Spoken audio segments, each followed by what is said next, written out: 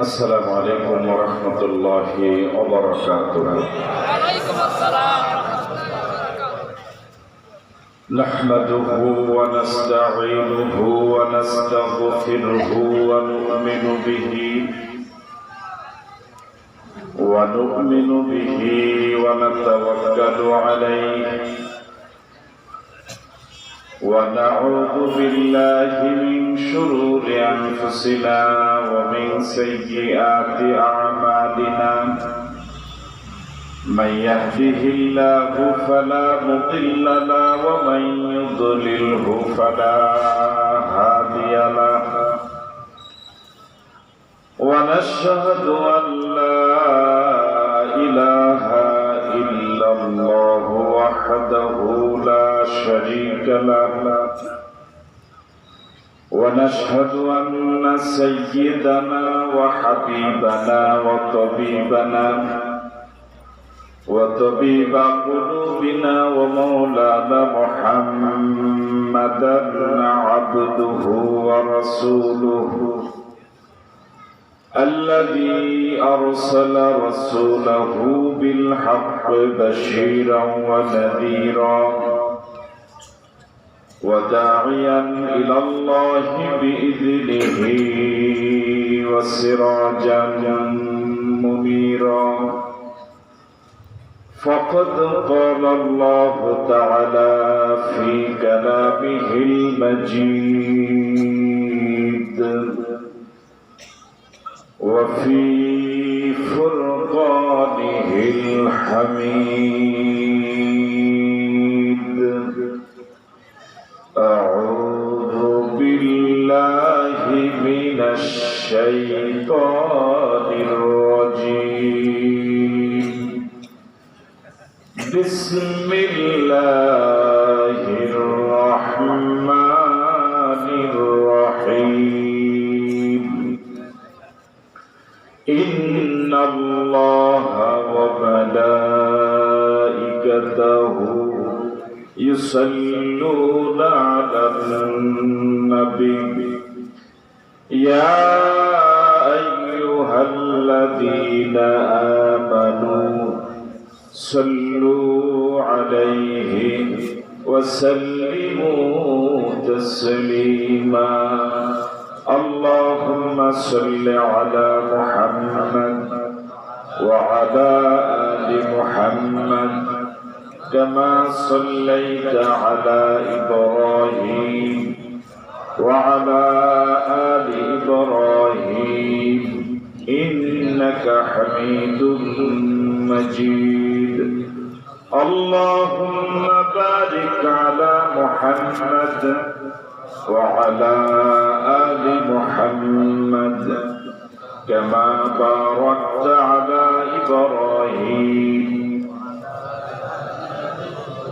إنك حميد مجيد.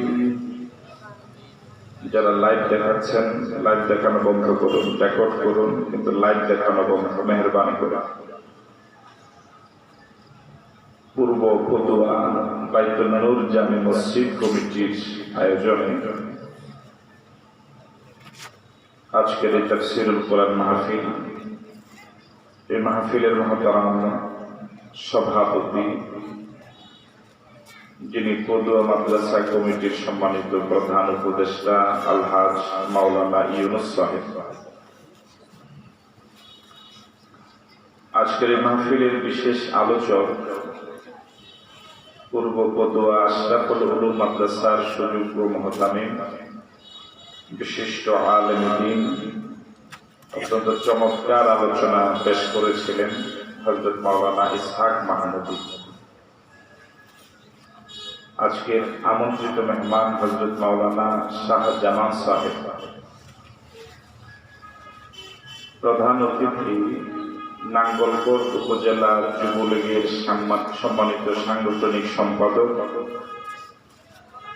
এই জনপদের কৃতি সন্তান আলহাজ সাইফুল ইসলাম সাহেব। প্রধান মেহমান জিয়া ইন্টারন্যাশনাল ঢাকার সম্মানিত স্বত্বাধিকারী জনাব হেলাল উদ্দিন। বিশেষ মেহমান আমাদের পদবিগুলো একেবারে অস্পষ্ট, ছোট, বোঝা যায় কম। জনাব আব্দুর রশিদ মজুমদার, আলহাজ আলী আহমদ, জনাব জাফর আহমেদ, জনাব আলমগীর, প্রফেসর পেয়ার আহমেদ, জনাব শাহজাহান মজুমদার, ইমরান হোসেন পাপ্পি, জনাব জালালউদ্দিন শাকিল, আমন্ত্রিত শ্রদ্ধাভাজন হাজারাত উলামায়ে কেরাম, মুরব্বিয়ানে ইজম, আইম্মায়ে মাসাজিদ, মুরব্বিয়ানে ইজম, প্রিয় যুবক বন্ধুরা, ব্যবসায়ী ভাইরা, পর্দার অন্তরালে শ্রবণরতা শ্রদ্ধা মা এবং বোনেরা, আসসালামু আলাইকুম ওয়া রাহমাতুল্লাহি ওয়া বারাকাতুহু। আপনারা সকলে ভালো আছেন? আলহামদুলিল্লাহ, আমরা ভালো আছি। আপনারা কি একটু সামনে অগ্রসর হতে পারবেন? একটু যদি সামনে প্রত্যেকেই যদি একটু হরকত করেন, পিছনে যে সকল ভাইরা দাঁড়ানো ওনাদের বসার ব্যবস্থা হলো।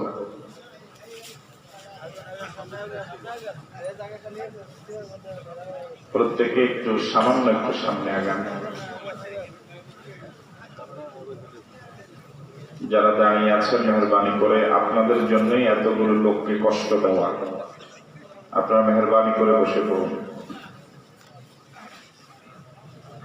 আমরা সে আল্লাহ সুবহানাহু ওয়া তাআলার শুকরিয়া আদায় করছি, যিনি তাফসীরুল কুরআন মাহফিলের মতো অতীব বরকতপূর্ণ মাহফিলে আমাদেরকে শরীক হওয়ার তৌফিক দিলেন। এজন্য মুনিবের দরবারে সকলে মিলে সমস্বরে পড়ছি আলহামদুলিল্লাহ। আজকের মাহফিলে যুবক বেশি না বুড়া বেশি? আওয়াজ কি যুবকের মতো হয়েছে? শুধু যুবকেরা বলো তো আলহামদুলিল্লাহ। এবার বুড়ারা বলেন আলহামদুলিল্লাহ। বুড়ার কম। এবার সকলে মিলে, বুড়া জওয়ান সকলে মিলে মন থেকে আল্লাহ সুবহানাহু ওয়া তাআলার আমরা শুকরিয়া আদায় করছি। আমরা সকলেই পড়ছি আলহামদুলিল্লাহ। রাসূল করিম সাল্লাল্লাহু আলাইহি ওয়াসাল্লামের প্রতি দরুদ, যিনি আমাদের আপনজন, সারাটি জীবন যিনি উম্মতি উম্মতি বলেছিলেন। উম্মতের জন্য এত দয়ার নবী পৃথিবীতে আর আসে না। সে নবীর প্রতি আমরা সকলেই পড়ছি সাল্লাল্লাহু আলাইহি ওয়াসাল্লাম। শুহাদায়ে কেরামদের আত্মার মাগফিরাত কামনা করছি। দ্বীনের জন্য, ইসলামের জন্য যারা জীবন দিলেন, আল্লাহ সুবহানাহু ওয়া তাআলার কাছে ফরিয়াদ করছি, মালিক তুমি তাদের সকলকে শহীদ হিসেবে কবুল করো। 52 সনে ভাষার জন্য যারা জীবন দিলেন, ঈমানদার হয়ে কবরে গেলেন, আল্লাহ রাব্বুল আলামিন তাদেরকে জান্নাতের মেহমান করুন। 1971 সনে দেশ মাতৃকার স্বাধীনতার সংগ্রামে মহান মুক্তিযুদ্ধে অংশগ্রহণ করে জীবন দিয়ে প্রিয় দেশ যারা স্বাধীন করে গেলেন, আজাদ করে গেলেন, মুক্ত করে গেলেন, জাতির সূর্য সন্তান বীর মুক্তিযোদ্ধা,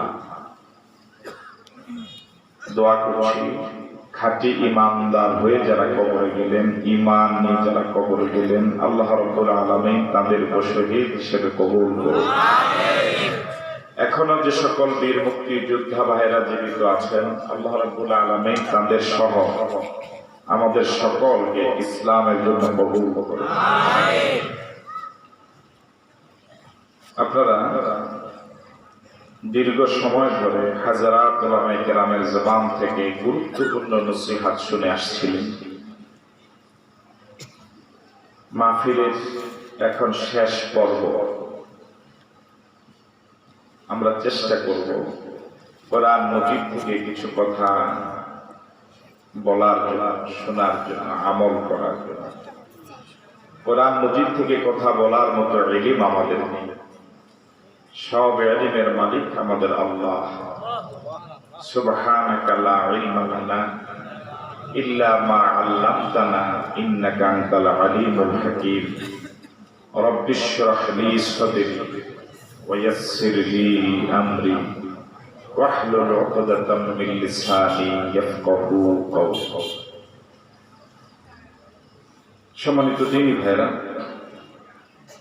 এই পৃথিবীতে কত হাজার কোটি মানুষ রব্বুল আলামিন সৃষ্টি করেছেন। কিয়ামত পর্যন্ত আরো কত হাজার কোটি মানুষ আসবে, তার সঠিক হিসাব একমাত্র আল্লাহ সুবহানাহু ওয়া তাআলার কাছেই আছে। এই যে এত অধিক সংখ্যক মানুষ, এর সিংহভাগই আল্লাহ দিলেন, বানালেন আল্লাহ। খাওয়া থাকা, খাওয়া পড়ার সব ব্যবস্থা করলেন আল্লাহ।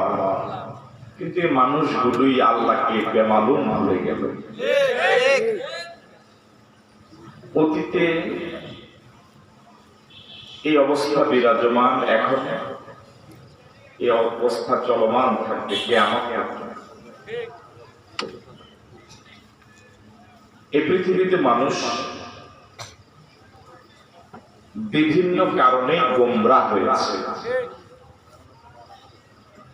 পথ হারিয়েছে, বিনষ্ট হয়েছে। যে সকল বড় বড় কারণে অসংখ্য মানুষ পথ হারিয়েছে, ধ্বংস হয়েছে, তার মাঝে একটি অন্যতম গুরুত্বপূর্ণ বিষয় হলো নারী। দ্বিতীয় ক্ষমতা, তিন অর্থ। এই তিনটা বিষয় মানুষকে বেশি ধ্বংস করেছে। বলুন তো কি কি?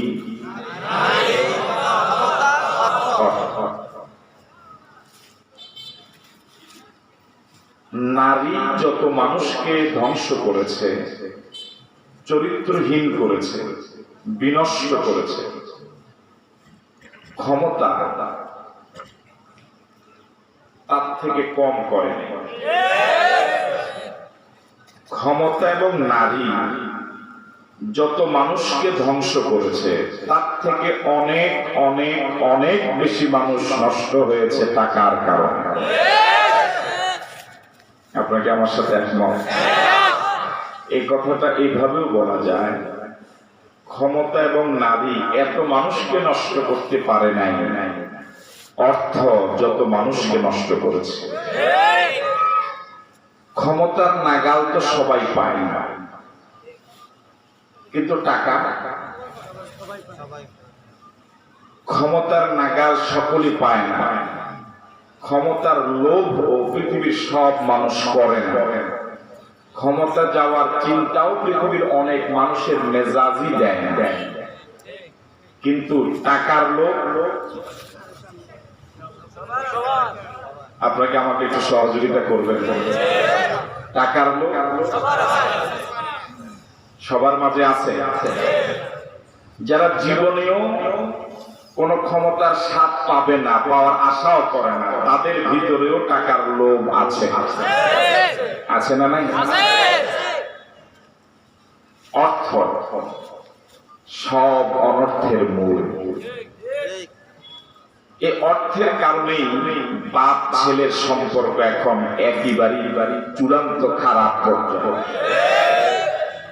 এই ক্ষমতার, এই টাকার কারণে, অর্থের কারণে দলে দলে দ্বন্দ্ব, দেশে দেশে দ্বন্দ্ব, ইমাম মুসল্লি দ্বন্দ্ব, শিক্ষক মাদ্রাসা কমিটি দ্বন্দ্ব। ঠিক নয় কি? আরেকটা সঠিক কথা বলবো, এই অর্থকে কেন্দ্র করেই বক্তা এবং আয়োজকদের মধ্যে মনোমালিন্য। ঠিক নয় কি? এর মধ্যে আমি বসছি না, কেউই পাবি না।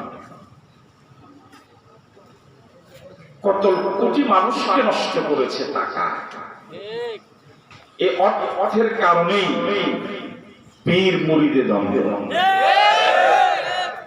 নেতা এবং কর্মীর মাঝে ঝামেলা, এমনকি স্বামী স্ত্রীর মাঝেও ঝগড়া। কি কেন্দ্র করে? আরো জোরে বলেন, কি কেন্দ্র করে? টাকা।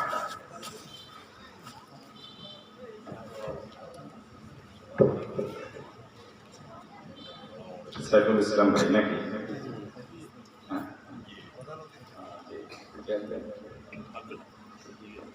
জি, আজকের প্রধান মেহমান, প্রধান অতিথি যিনি নাঙ্গলকোট উপজেলা যুবলীগের সম্মানিত সাংগঠনিক সম্পাদক আলহাজ তাজুল ইসলাম সাহেব উপস্থিত হয়েছেন। সাইফুল ইসলাম সাহেব, আন্তরিক ধন্যবাদ এবং অভিনন্দন জানাচ্ছি তাকে। আমরা শুরুতেও তার নাম আপনাদের সামনে পেশ করেছিলাম। আমরা বলছিলাম যে পৃথিবীতে টাকা যত মানুষকে নষ্ট করেছে, আর কোন বিষয় এত মানুষকে নষ্ট করতে পারে না। এই বিষয়ে আমরা একমত হলাম। অর্থ, আমরা মনে করি এই বিষয়টা একেবারে দুনিয়ার বিষয়। আসলে বিষয়টা এরকম নয়, বরং এই অর্থের সাথে পরকালের সম্পর্ক। হাসরের ময়দানে 5টি প্রশ্নের জবাব দেওয়া ছাড়া আল্লাহর নবী বলেছেন, কোন বনি আদম, নেতা হোক, কর্মী হোক, পীর হোক, মুরিদ হোক, বক্তা হোক আর শ্রোতা হোক, ইমাম হোক, মুসল্লি হোক, আলেম হোক আর জাহিল হোক, রাসূল বলেছেন কোন বনি আদম 5টা প্রশ্নের জবাব দেওয়া ছাড়া এক কদম সামনে অগ্রসর হতে পারবে না। ওই রাসূল বলেছেন যে রাসূল গোটা জীবনে একটা মিথ্যা কথা বলেন নাই। এই 5টা প্রশ্নের মাঝে 2টা প্রশ্নই অর্থনীতি সম্পর্কে। একটা হচ্ছে বান্দা তুমি কোন পথে আয় করেছো, আর একটা হলো তুমি কোন পথে তোমার অর্জিত সম্পদ ব্যয় করেছো। আপনার ইচ্ছে মতো আপনি আয় করতে পারবেন না, করলেও তার জবাব দিতে পারবেন না। আপনি আপনার টাকা আপনার স্বাধীন মতো আপনি খরচও করতে পারবেন না, তার জন্যও শরীয়তের কিছু বাঙ্গি আছে না? টাকার সাথে যদি ক্ষমতার যোগ হয় তাহলে তো উপায় নেই। তো কথা বলে না কেন? একজনের স্ত্রী খুব রূপসী, বিশ্ব সুন্দরী। এই স্ত্রীর কারণে তার মাঝে একটা গর্ব এবং অহংকার ভাব এসে যায়। যারা জবাব দেয় না তারা এখনো বিয়ে শাদী করে না। গর্ব অহংকার বাড়ে, কিন্তু এই গর্ব অহংকার কতক্ষণ? যতক্ষণ তার স্ত্রী সুন্দরী রূপসী স্ত্রী তার পাশে থাকে, কাছে থাকে, একই মজলিসে থাকে। স্ত্রী নাঙ্গলকোট, স্বামী চলে গেলেন ঢাকায়। এই সময় কিন্তু স্ত্রীর সেই গর্ব অহংকার, রূপ সৌন্দর্যের প্রভাব স্বামীর উপরে পড়ে না। ঠিক নয় কি?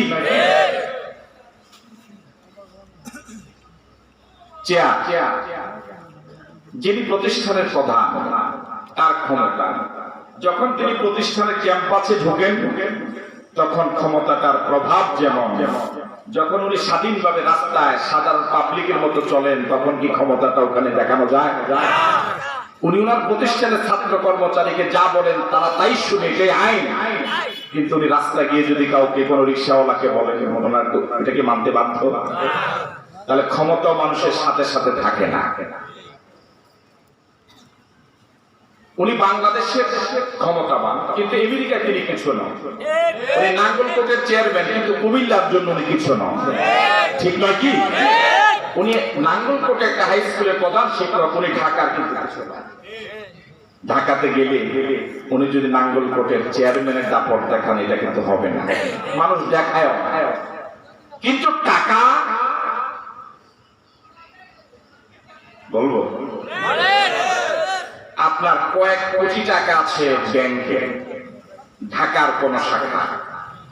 আপনি চলে গেছেন পঞ্চগড়ে, আপনার পকেটে এখন আছে মাত্র 2000 টাকা, কিন্তু ব্যাংকে আছে কয়েক কোটি টাকা। বাংলাদেশের ব্যাংকে নয়, বহির্বিশ্বের কোন ব্যাংকে আপনার হাজার হাজার কোটি টাকা। আপনার পকেটে এখন টাকা না থাকলেও এই কয়েক হাজার মাইল দূরের ওই ব্যাংকের টাকার আসল আপনার মাঝে এমন ভাবে কারেন্টের মতো হিট করবে, আপনার সাথে কথা বলাই মুশকিল। কথা বলা ঠিক নয় কি? তাহলে ক্ষমতা মানুষের সাথে সাথে থাকে না, ক্ষমতার অহংকার মানুষ চেয়ারে বসার বাহিরে দেখানো যায় না। নারীর স্ত্রীর রূপ সৌন্দর্য অহংকার সব সময় আসর করে না, কিন্তু টাকা মরার সময় অহংকার করে টাকা, ঠিক নয় কি? এটা কারেন্টের তার, সুইচ 5 মাইল দূরে, বাল্ব 5 মাইল দূরে, ওখান থেকে সুইচ অন করলে বাল্ব জ্বলে, 1 জাররা পরিমাণ সময় লাগে না। টাকাটাও এর থেকেও মারাত্মক। টাকা যত দূরেই থাকুক, ও আপনার দেহে, আপনার আচরণে, কথাবার্তায়, উঠা বসা, চেহারায়, ভাবে এমন একটা আসর করে 24 ঘন্টা আপনার ভাবটাই এমন যে আমি একটা অন্য কিছু হয়ে গেছি, ঠিক নয় কি? আমার ভাই আসুন, যেহেতু তাফসীরুল কোরআন মাহফিল, সে লক্ষ্যে আমরা টাকা কিভাবে মানুষকে ধ্বংস করে, আমরা সেই লক্ষ্যে কোরআন মজিদ থেকে আপনাদেরকে কিছু শোনাবার জন্য চেষ্টা করব। সরাসরি কোরআন মজিদ থেকে আমরা কথা বলবো ইনশাআল্লাহ। আমার সাথে পড়ুন। আউযু বিল্লাহি মিনাশ শাইতানির রাজীম। বিসমিল্লাহির রাহমানির রাহিম।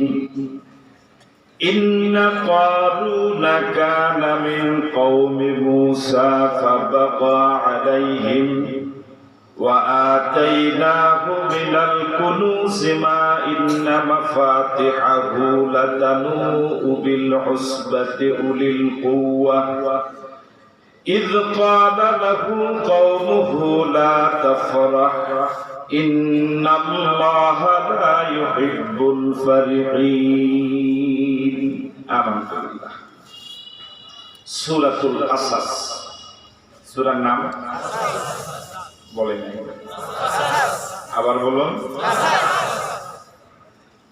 এটি কোরআন মজিদের 28 নম্বর সূরা। এই সূরাতে আয়াত রয়েছে 88টি, রুকু রয়েছে 9টি। রাসূল কারীম সাল্লাল্লাহু আলাইহি ওয়াসাল্লামের হিজরতের আগে নাযিল হয়েছিল, এজন্য সূরাটিকে বলা হয় মাক্কিয়া। আমি আবারও বলছি, সূরার নাম কাসাস, আয়াত 88, রুকু 9, ক্রমিক নম্বর 28, সূরাটি মাক্কি। এবার জবাব পাওয়া যাবে ইনশাআল্লাহ। যাদেরকে আল্লাহ জবান দিয়েছেন, জবান করে জবাব দিন। সূরার নাম আরো আসতে বলুন। আয়াত, রুকু, ক্রমিক নাম্বার, সূরাটি মাক্কি না মাদানী? এবার বলুন তো, কোরআন মজিদের 28 নম্বর সূরার নাম কি? ওই সূরাতে আয়াত কয়টি? ওই সূরার রুকু কয়টি? ওই সূরা মাক্কি না মাদানী? এবার সবাই একসাথে বলুন সেই সূরাটির নাম। কোরআন মজিদের সর্বমোট সূরার সংখ্যা 114। কয়টা সূরা? 114 সূরার মাঝে মক্কায় নাজিল হয়েছে 86টি সূরা, আর মদিনায় নাজিল হয়েছে 28টি সূরা। আমাদের প্রধান অতিথি বলেছেন আলহামদুলিল্লাহ। মোট সূরার সংখ্যা কত? ইন্নালিল্লাহ, মাত্র কয়েকজনে জানেন। সবাই বলেন। এর মাঝে মক্কি, মাদানী 28। তাহলে মক্কি সূরা হলো মোট 86। আমরা আজকে যে সূরা থেকে কথা বলবো ইনশাআল্লাহ, এই 86টি মক্কি সূরা, এটি হলো সর্বশেষ সূরা। মানে এরপরে মক্কায় আর কোন সূরা নাযিল নেই। তাহলে আর কি নতুন তথ্য হয়তো আগেও জানতেন, নতুন করে আবার শুনলেন। 86টি মক্কি সূরা, সর্বশেষ সূরা হলো সূরাতুল কাসাস। এরপরে মক্কায় আর কোন সূরা নাযিল হয়। শুধু তাই নয়, এই সূরাটি নাযিল হয়েছে রাসূলের হিজরতের পথে। সুবহানাল্লাহ। রাসূল যখন হিজরত করে মক্কা থেকে মদিনায় রওনা হলেন, জোহফা নামক একটি জায়গা, যার আরেকটি বিকল্প নাম হলো রাগেব। এই জোহফা নামক জায়গায় যাওয়ার পরে হযরত জিবরাইল আলাইহিস সালাতু সালাম এই 88 আয়াত সম্বলিত এই পুরা সূরাটি একসাথে নাযিল করে দিয়েছেন। আরো জোরে বলেন সুবহানাল্লাহ। আমি কি বুঝাতে পারছি আপনাদের? তাহলে সূরাটি নাযিল হয়েছে মক্কা, সর্বশেষ সূরা। সূরাটি নাযিল হয়েছে হিজরতের সফরে। রাসূল যখন মক্কা থেকে মদিনা যাচ্ছিলেন, জোহফা নামক জায়গায় যাওয়ার পরে হযরত জিবরাইল 88 আয়াত সম্বলিত সূরাটি একসাথে নাযিল করে দিয়েছেন। সুবহানাল্লাহ। জোহফা নামক জায়গায় যাওয়ার পরে রাসূল মক্কার দিকে একটু ফিরে তাকালেন। সেখান থেকে কাবাকে দেখা যায়। রাসূলের মনে বড় কষ্ট, মক্কার লোকেরা রাসূলকে জন্মভূমিতে থাকতে দিল না, মনে বড় কষ্ট। এই সময় হযরত জিবরাইল আলাইহিস সালাম রাসূলের কাছে আসলেন, জিজ্ঞেস করছেন, ইয়া রাসূলুল্লাহ, মক্কার প্রতি কি আপনার খুব মায়া? রাসূল বললেন, আল্লাহ রাব্বুল আলামিন এই পুরা সূরাটি রাসূলকে উপহার দিলেন। রাসূলের মনে কষ্ট দূর করার জন্য এই সূরাতে একটি আয়াত দিলেন, ইন্নাল্লাযী ফারাদা আলাইকাল কুরআনা লারাদ্দুকা ইলা মাদিন। অনুবাদ শোনার আগে বলেন আল্লাহু আকবার। 88 আয়াত সম্বলিত সূরাটি আল্লাহ পাক রাসূলকে দিলেন। এই সূরা রব্বুল আলামিন অগ্রিম ঘোষণা দিলেন, ডিক্লেয়ার করলেন যে মক্কার লোকেরা আপনাকে জন্মভূমিতে থাকতে দেয় নাই, আমি আল্লাহ ওয়াদা দিচ্ছি যে জন্মভূমি আপনি ছেড়ে যাচ্ছেন, আমি আল্লাহ আপনাকে আবার মক্কায় ফেরত আনবো। আল্লাহু আকবার। আপনি মদিনায় চলে যান, মন খারাপ করবেন না। আমি আল্লাহ তো কথা দিচ্ছি, ইন্নাল্লাযী ফারাদা আলাইকাল কুরআন, নিশ্চয় সে সত্তা, সে আল্লাহ যিনি আপনার জন্য কোরআনকে বিধান করে দিয়েছেন। সে আল্লাহ কথা দিচ্ছেন, ইন লারাদ্দুকা ইলা মাদিন, অবশ্যই অবশ্যই আল্লাহ আপনাকে আবার জন্মভূমিতে ফেরত আনবে। আল্লাহু আকবার। একটু কল্পনা করেন, রাসূল চলে যাচ্ছেন, জন্মভূমির দিকে যাচ্ছেন বারবার। এই সময়ে এই কথাটা হাইট দিকে কাজ করে, ঠিক নয় কি? আপনি চলে যান, ঘাবড়াবেন না, সবকিছুর মালিক তো আমি আল্লাহ, আমি আল্লাহ আবার আপনাকে মক্কায় আবার আনবো। সে আল্লাহ কি এখনো আগের মতো শক্তিশালী আছেন? আছেন। মক্কার কাফের এবং মুশরিকেরা 13টি বছর আল্লাহ নবীর প্রতি প্রচন্ড জুলুম করেছে। তিনটি বছর আল্লাহ নবীকে অবরুদ্ধ করে রেখেছে। বর্তমান পৃথিবীর সবগুলো দেশে জেলখানা আছে। জেলে যারা যায় সরকারের পক্ষ থেকে তাদের জন্য খাওয়ার ব্যবস্থা আছে, শোয়ার ব্যবস্থা আছে। অসুস্থ হলে পরে ডাক্তারও সরকার দেখায়। কিন্তু আল্লাহ নবীকে মক্কার কাফের এবং মুশরিকরা যে অবরুদ্ধ জীবন বাধ্য করেছে, জেলে ঢুকিয়েছে। 3 বছর রাসূল জেলে ছিলেন। আল্লাহ নবী এবং সাহাবায়ে কেরামের জন্য তৎকালীন মক্কার সরকার কোনো খাদ্য পানীয়ের ব্যবস্থা করে নাই। সাহাবায়ে কেরাম রিদওয়ানুল্লাহি তাআলা আলাইহিম আজমাইন গাছের পাতা খেয়ে জীবন যাপন করতে বাধ্য হয়েছিলেন। 13টি বছর অবর্ণনীয় জুলুম। এমন জুলুম মানুষ পশুর উপরও করে না, এবং জুলুম মানুষ পশুর প্রতিও করে না। একটা সাপকে মারতে গেল মানুষ মানবিক যোগ্যতা সম্পন্ন মানুষের কলিজায় কাঁপন ধরে, একটা কুকুরকে বাড়ি দিতে গেল মানুষের কলিজায় কাঁপে। কিন্তু পৃথিবীর শ্রেষ্ঠ মানুষ সাহাবায়ে কেরামদেরকে ওরা আঘাত করতে একটু মায়া করে না।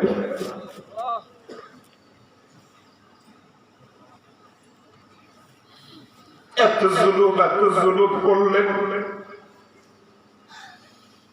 আল্লাহ নবী সিদ্ধান্ত নিলেন, আল্লাহ পাকের আদেশ পেয়ে মক্কা ছেড়ে মদিনায় চলে যাবেন। তিনি যাওয়ার আগে সব সাহাবায়ে কেরামকে বললেন, তোমরা আগে চলে যাও, আমি পরে আসছি। আল্লাহ নবীর আদেশ পেয়ে, নির্দেশ পেয়ে, ইশারা পেয়ে সব সাহাবায়ে কেরাম যেতে যেতে মক্কা একদম খালি। সব সাহাবায়ে কেরাম চলে গেলেন। যারাই মক্কা ছাড়লেন সকলে গেলেন রাতের আধারে। একমাত্র সাহাবী হযরত আবু ওমর ফারুক রাদিয়াল্লাহু তাআলা আনহু তিনি রাতের আধারে যান নাই, তিনি গিয়েছেন দিনের আলোতে। সাহস কম না বেশি? হযরত ওমর ফারুক দিনের আলোতে রওনা হলেন, হাতে খোলা তলোয়ার। মক্কার লোকদেরকে বললেন, আমি খাত্তাবের ছেলে ওমর, আমি চলে যাচ্ছি মদিনায়। কেউ যদি চায় তার স্ত্রীকে বিধবা বানাতে, কেউ যদি চায় তার কন্যা সন্তান পুত্র সন্তানকে এতিম বানাতে, সেজন্য আমার সামনে এসে দাঁড়ায়। এমন ঘোষণা ওমর দিনের আলোতে জনসম্মুখে দিয়েছে। মক্কার ওই জালেমদের একজনও সাহস করে না ওমরের সামনে দাঁড়াতে। এ হলো মুসলমান। মুসলমান বীরের ভেসে এসেছে পৃথিবীতে। মুসলমান সিংহের মতো গর্জন দিয়েছে। মুসলমান বিড়ালের জাত নয়। সবাই চলে গেলেন, মক্কা একদম খালি। হাতে গোনা কয়েকজন রয়ে গেলেন হযরত হামজা রাদিয়াল্লাহু তাআলা আনহু, রয়ে গেলেন হযরত আবু বকর সিদ্দিক রাদিয়াল্লাহু তাআলা আনহু, রয়ে গেলেন হযরত আলী, রয়ে গেলেন বিশ্ব নবী। হাতে গোনা মাত্র কয়েকজন, সব চলে গেলেন। হযরত আবু বকর সিদ্দিক বললেন, ইয়া রাসূলুল্লাহ, সবাই তো চলে যাচ্ছে, আমাকে অনুমতি দেন, আমি চলে যাই। আল্লাহর নবী বললেন, আবু বকর, তুমি যদি চলে যাও আমার সাথে যাবে কে? আমিও তো মদিনায় যাব, আমার সাথে তো কেউ না কেউ যাওয়া লাগবে। তুমি যদি চলে যাও কে যাবে আমার সাথে? কে যাবে আমার সাথে? আল্লাহ নবী যেদিন আবু বকর সিদ্দিক রাদিয়াল্লাহু তাআলা আনহুকে বললেন, তুমি তো আমার হিজরতের সাথী হবা, সেদিন হযরত আবু বকর দুইটা উট কিনলেন। কয়টা? দুইটা উট কিনে একজন বিধর্মীর কাছে পালতে দিলেন। ওই লোকটা বিধর্মী, সে কিন্তু কালিমা পড়ে নাই, আল্লাহ নবীর প্রতি ঈমান আনে না। হযরত আবু বকর সিদ্দিক বললেন, এই দুইটা উট পালতে থাকো, যেদিন আমি বলবো, যে জায়গায় বলবো সে জায়গায় নিয়ে আসবা। এই লোকটা বিধর্মী হলেও তার দুইটা গুণের কারণে আবু বকর এত গুরুত্বপূর্ণ দায়িত্ব দিলেন। এর মাঝে একটা হলো, লোকটা যদিও বিধর্মী কিন্তু আল্লাহ এবং আল্লাহ রাসূল এবং আবু বকরের প্রতি প্রচন্ড বিশ্বস্ত।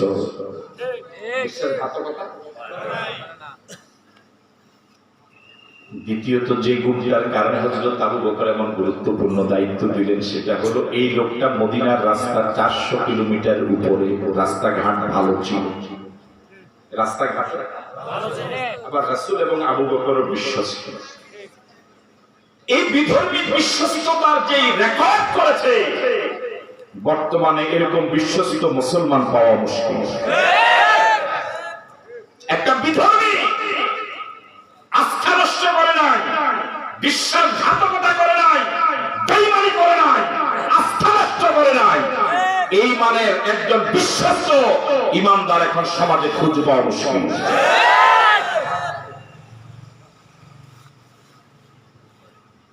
হিজরতের ইতিহাস আপনাদের কারোই অজানা। আল্লাহ নবী বেরিয়ে গেলেন, মক্কার কাফের এবং মুশরিকরা দারুন নাদওয়ায় গোপন বৈঠক করে সিদ্ধান্ত নিয়েছে আল্লাহ নবীকে হত্যা করবে। তারা ঘোষণা করেছে যে হত্যা করতে পারবে 100 লাল উট উপহার দিবে। ওই সময়ের 100 লাল উট বর্তমানে 100 বিমান। সব গোত্র থেকে যুবকদেরকে রিক্রুট করা হলো। আসলে পরিবর্তন করার জন্য, কিছু ঘটাবার জন্য, ভালো হোক অথবা খারাপ হোক, যুবক প্রয়োজন। কথা বলে না, বুড়াদেরকে দিয়ে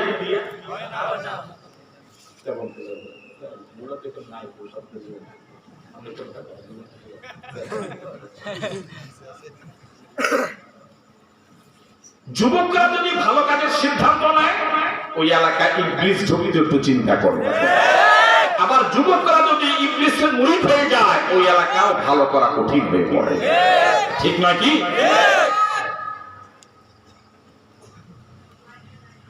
আল্লাহ নবী তখন হুজুরাত মক্কার কাফের এবং মুশরিকরা আল্লাহ নবীকে হত্যার সিদ্ধান্ত নিয়ে রাসূলের হুজরাত চারপাশে দাঁড়িয়ে গেল সশস্ত্র অবস্থায়।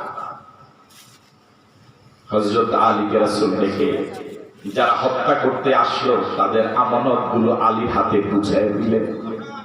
বললেন তুমি আমার কাটা শুয়ে বিশ্ব নবী যারা নবীকে হত্যা করতে আসলো তাদের আমানত ফেরত দেওয়ার কথা ভুলে যায় নাই।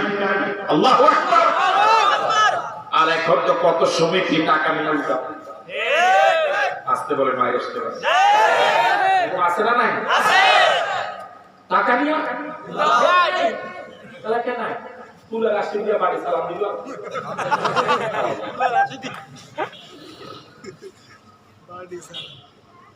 রাসূল এক মুষ্টি বালু দিলেন। একটু কল্পনা করেন বিশ্ব নবী ঘরের চারপাশে হায়না বন্ধ হায়নারা দাঁড়ানো অস্ত্র নিয়ে আল্লাহ নবী ঘরে একা যুবক আলী এমন বিপদে পড়লে তো অনেক হার্টের দুর্বল মানুষ হার্ট অ্যাটাক করে পড়ে। আল্লাহ নবী এক মুষ্টি বালু নিলেন সূরা ইয়াসিনের প্রথম দিক থেকে তেলাওয়াত করে বালুতে দম করলেন বালুগুলো ছেড়ে দিলেন।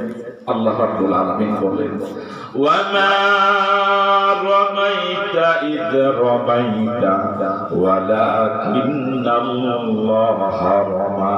নবী হে বালুগুলো শুধু আপনি ছেড়ে দিয়েছিলেন কিন্তু আপনার চারপাশে দাঁড়ানো ওদের চোখে আমার কুদরত বালুগুলো পৌঁছে দিয়েছিল। আল্লাহ নবী তাদের ফাঁক দিয়ে বেরিয়ে গেলেন ওরা টেরো পেল না। তাহলে বোঝা গেল সব ক্ষমতা জনগণের সব ক্ষমতার মালিক কে? ওরা পুরা রাষ্ট্র আল্লাহ নবীকে হত্যা করার জন্য এসেছে ওদের ফাঁক দিয়ে নবী চলে গেলেন না টেরো পেল না। তাহলে বোঝা গেল মানুষের পরিকল্পনা বাস্তবায়িত হয় না বাস্তবায়িত হয় কার পরিকল্পনা? وَمَكَرُوا وَمَكَرَ اللَّهُ وَاللَّهُ خَيْرُ الْمَاكِرِينَ। পৃথিবীর সব মানুষ ইসলামের বিরুদ্ধে ষড়যন্ত্র করে নবীর বিরুদ্ধে ষড়যন্ত্র করেছে পুরো আরব কিন্তু আল্লাহ রাব্বুল আলামিন তাদের ষড়যন্ত্রের দাঁত ভাঙা জবাব দিয়েছে। রাসূল চলে গেলেন হযরত আবু বকরের ঘরে। দুজন এবার রওনা হলেন উত্তর দিকে না গিয়ে গেলেন দক্ষিণ দিকে। মদিনা হলো উত্তর দিকে যাওয়ার কথা উত্তর দিকে দুজন গেলেন দক্ষিণ দিকে। কয়েক মাইল দূরে সুর পর্বতের গুহায় 3 দিন 3 রাত ছিলেন। কয়দিন? হযরত ওমর ফারুক একদিন বললেন আবু বকর সিদ্দিক রাদিয়াল্লাহু তাআলা আনহুকে বললেন আবু বকর আমি আমার সারা জীবনের সব আমলগুলো আপনাকে দিয়ে দিতে চাই তবে আপনার কাছে আমার ছোট্ট একটা আবদার মনোযোগ আছে।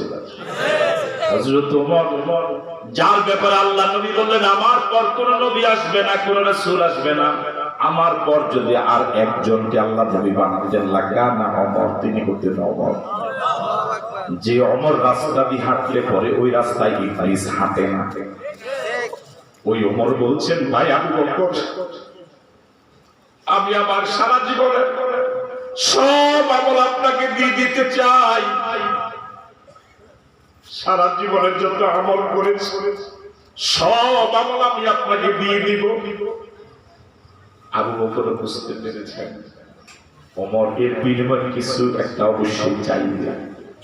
হযরত ওমর কাছে জিজ্ঞেস করলেন ওমর বললেন আপনার কাছে আমার ছোট্ট একটা চাওয়া শুধু হিজরতের সফরে আল্লাহ নবীর সাথে যে আপনি সুর পর্বতে 3 দিন ছিলেন 3 রাত ছিলেন এই 3 দিন 3 রাতের আমলটা শুধু আপনি আমাকে দিয়ে দেন আমি সারা জীবনের সব আমল আপনাকে দিয়ে দিব। আল্লাহু আকবার। এই 3 দিন 3 রাত আবু বকর আল্লাহ নবীর সঙ্গ ত্যাগ করে নাই এই 3 দিন 3 রাত যে সব আবু বকর রাদিয়াল্লাহু তাআলা দিলেন, আল্লাহর নবীর সাথে যে লেগেছিলেন হযরত ওমরের কাছে, ওমরের সারা জীবনের আমল থেকে এই 3 দিন 3 রাতের সওয়াব অনেক বেশি।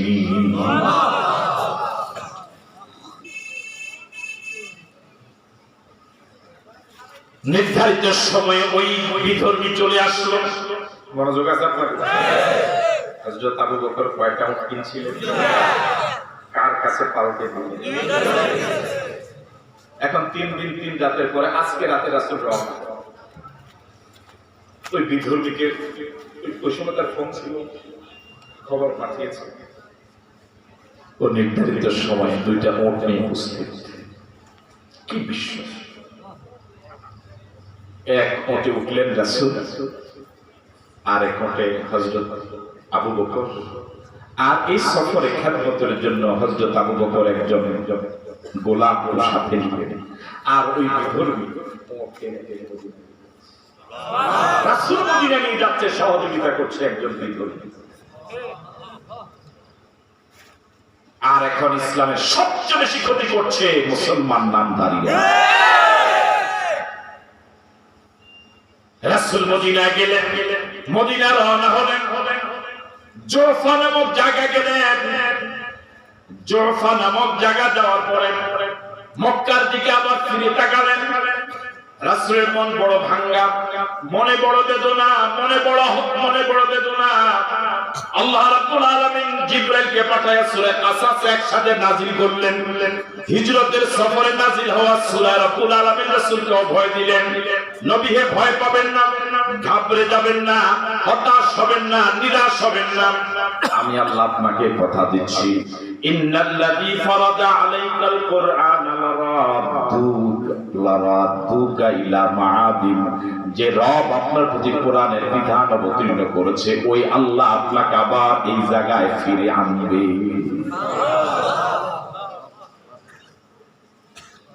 কয় বছর পরে রাসূল আবার মক্কায় ঢুকলেন? 8 বছর পরে। আজকের এই ঘটনা মাত্র 8 বছরের ব্যবধানে আল্লাহ যে রাসূলকে অগ্রিম ঘোষণা দিয়েছিলেন, আমি আপনাকে আবার মক্কায়, মাত্র 8 বছরের ব্যবধানে রাসূল আবার মক্কায় ঢুকলেন। এবার রাসূলের সাথে একজন দুইজন নয়, এবার রাসূলের সাথে 10,000। আল্লাহু আকবার বলবেন না? আল্লাহ কি ওয়াদা কখনো বরখেলাফ করে? ইন্নাকা লা তুখলিফুল মিয়াদ। আল্লাহ কখনো ওয়াদা কি করেন? এবার এই সূরাতে রব্বুল আলামিন একজন শিল্পপতি মানুষের কথা বলেছেন। কার কথা? আরো জোরে বলেন না। তো রাসূল মদিনা যাচ্ছেন সফর করে, হিজরত করে, কষ্ট করে। আল্লাহ পাক রাসূলকে অভয় দিলেন, এটার সাথে মিল আছে। কিন্তু এই সূরায় একজন শিল্পপতির কথা কেন আলোচনা করলেন? এটা প্রশ্ন হয় না? রাসূল যাচ্ছেন কোথায়? কথা বলেন না কেন? কোথায় যাচ্ছেন? মদিনার সফরে রাসূলকে মদিনা থেকে আবার মক্কা ফিরত আনবেন, এই কথা বলা যুক্তি? এই কথা বলা কি আছে? কিন্তু এখানে একজন শিল্পপতি, পৃথিবীর শ্রেষ্ঠ একজন ধনী মানুষের কথা রাসূলকে এখানে এই সফরে, এই কষ্টকর সফরে শোনানোর কারণ কি? তার কারণ হলো রাসূলকে যারা মক্কায় কষ্ট দিয়েছে সবগুলো টাকাওয়ালা। সবগুলো কি ওয়ালা? টাকাওয়ালা। কথা বলে না কি ওয়ালা? আর এদের টাকার সাথে যোগ হয়েছে, মাশাআল্লাহ ভালো বলতেছে, যে টাকার সাথে যোগ হয়েছে ক্ষমতা। আল্লাহ পাক রাসূলকে অভয় দিচ্ছেন, নবী হে, যে টাকাওয়ালারা আপনাকে মক্কায় থাকতে দেয় নাই, আপনার বিরুদ্ধে ষড়যন্ত্র করেছে, আপনাকে নির্যাতন করেছে, সাহাবায়ে কেরামকে নির্যাতন করেছে, এই টাকাওয়ালাদের অতীত ইতিহাস হলো এই, ওদেরকে আমি মাটির সাথে মিশিয়ে দিয়েছি। তাহলে এই সফরে টাকাওয়ালাদের কথা বলার যুক্তিকতা আছে? 90% মিলিয়ে। নেক্সট কথা, আমি কি কথা বুঝতে পারছি আপনাদের? এখনো পৃথিবীতে ধনী যত দেশ আছে, সিংহভাগ বিধর্মী দেশ। আর আসতে পারমাই মুসলমান দেশেও যারা বেশি টাকাওয়ালা, অধিকাংশই ইসলাম ধর্মের ধারে কাছে নাই। সিংহভাগ দেশগুলো, মুসলিম দেশগুলো গরিব, আর মুসলমানদের ভিতরে গরিবটাই এখনো ইসলাম আল্লাহ, নবী, কোরআন, সুন্নাহ এগুলোকে এখন আঁকড়ে ধরে রেখেছে যারা, তারা সব গরিব। যারা টাকাওয়ালা, পয়সাওয়ালা, এরা ইসলামকে এত মূল্যায়ন দেয় নাকি? রাগ করতেছেন আপনারা? এখানে যদি আবার কেউ টাকাওয়ালা থাকে যদি কয় কি করবে? এখানে এত টাকাওয়ালা, এখানে এত টাকাওয়ালা, আমরা এখানে যারা আছি মোটামুটি সবাই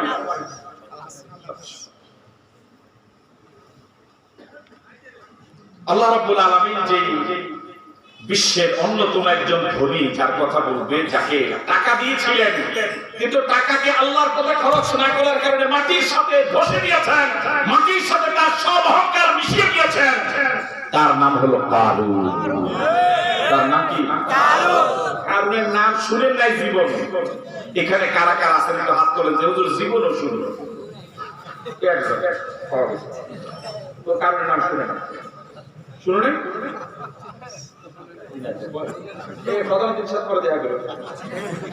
আমি বুঝাই দিন তাহলে কি করে কারণের নাম শুনে তাহলে আমার লোক দেখা করে। আপনাকে সকলে কারণের নাম জীবনে শুনছেন?